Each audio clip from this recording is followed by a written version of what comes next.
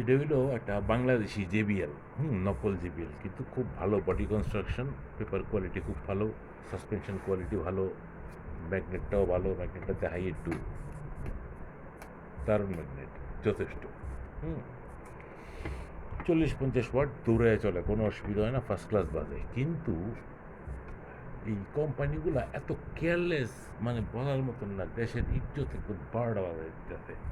একটা মানুষ 2-3 বার কিনলে চতুর্থবার আর কিনবো না। এই যে কয়েল করছে, কয়েল কিন্তু কাটে নাই, কয়েলটা কিন্তু কাটে নাই, কয়েলটা এখান থেকে ছুটে গেছে। হুম এখন কথা হইলো, এনে যদি 60 পয়সার বা আটানার আঠা দিয়ে দিত তাহলে কিন্তু ছুটতো না। হুম কিন্তু কোনো চিন্তাই নাই এটার সাথে মেড ইন বাংলাদেশের একটা বিষয় আছে, যদিও নকল। হুম মানে কোয়ালিটি ওরা ধরে রাখতেই পারে না। আমি প্রথম বোধহয় 5-6 ধরে ইউজ করছি, খুব ভালো পারফরমেন্স, মানে দুর্দান্ত পারফরমেন্স, বিদেশি মালের মতন একদম।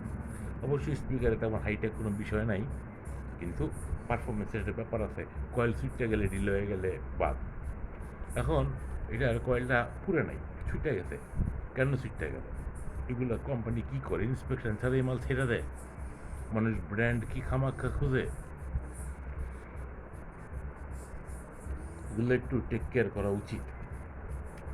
মেড ইন বাংলাদেশ, কদিন পরে মেড ইন বাংলাদেশ নাম দেওয়া ছাড়া উচিত, যে কোনো ব্র্যান্ডের নাম দেওয়া। কারণ জিবিএল তো মাইসের কোম্পানি, বিদেশি কোম্পানি। জিবিএল হয়তো জানে অন্য এটা বানাইতেছে। দেখ গাছ, এটা কইতেছিলাম আর কি, এটা করাটা মোটেই ঠিক হয় নাই। দামও কম আছে, বিউটিফুল মাল। এই যে ভিতরে কত সুন্দর কয়েলের লেগে স্পেস দিছে, চকচকা ভিতরে একদম স্টেনলেস স্টিলের। আবার পিছনে একটা ফুটাও দিছে, উফার সাব উফার যা ইচ্ছা তাই করণ যাইব, কোনো অসুবিধা নেই। কিলো মাল ঘুরাই একদিকে, মোবাইলের মধ্যে ঘুরে আরেক দিকে গেল দিকে।